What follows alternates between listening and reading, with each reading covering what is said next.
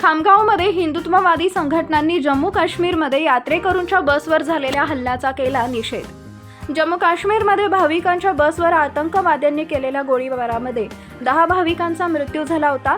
या घटनेचा निषेध करत आज बुलढाणा जिल्ह्याच्या खामगावमध्ये विश्व हिंदू परिषद बजरंग दल यांसह इतर हिंदुत्ववादी संघटनांकडून पाकिस्तानचा प्रतिकात्मक पुतळा जाळला आहे।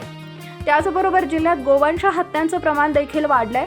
या सर्व घटनेचा निषेध करत खामगाव उपविभागीय अधिकारी कार्यालयासमोर कार्यकर्त्यांकडून जोरदार घोषणाबाजी करण्यात आली आहे। आपला विदर्भ लाईव्हसाठी देवानंद सानप, लोणार।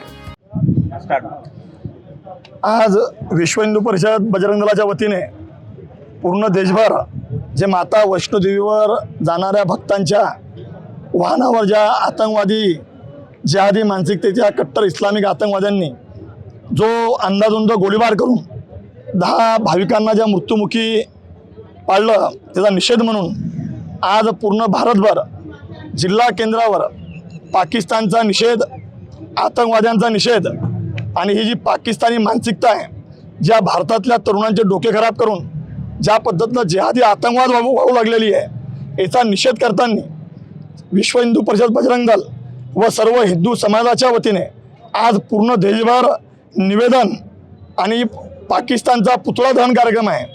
आमची सरकारला विनंती आहे, या निवेदनाच्या माध्यमातून आम्ही महामहिम राष्ट्रपती महोदयांना विनंती केलेली आहे की आपण सरकारला आदेश द्या आणि या देशामध्ये जम्मू काश्मीरमध्ये विशेषतः येणाऱ्या पुढच्या महिन्यामध्ये माता वैष्णोदेवीची अमरनाथची यात्रा सुरू होणार आहे। या यात्रेकरूंना सुरक्षा प्रदान करा आणि जे जिहादी मानसिकतेतले लोक आहे, ज्या आतंकवादी छावण्या सुरू करू लागलेल्या आहे, या छावण्या ताबडतोब ध्वस्त करा अशी मागणी आम्ही या देशाचे सरकारकडून, देशाचे राष्ट्रपतीकडून या निवेदनाच्या माध्यमातून केली आहे।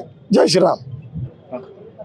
या मागणीसह 17 तारखेला बकरी ईद आहे आणि या देशामध्ये, या राज्यामध्ये गोवंश हत्या प्रतिबंधक कायदा 2015ची कडक अंमलबजावणी शासन प्रशासनाने करावी। कुठेही गोवंशाची हत्या, गोवंशाची कत्तल झाली नाही पाहिजे, यासाठी शासन प्रशासनाने ताबडतोब आदेश काढून ज्या ज्या ठिकाणी गो तस्करी, गोवंश हत्या सुरू आहे त्या ताबडतोब बंद केल्या पाहिजे अशी सुद्धा आमची आग्रही मागणी आहे।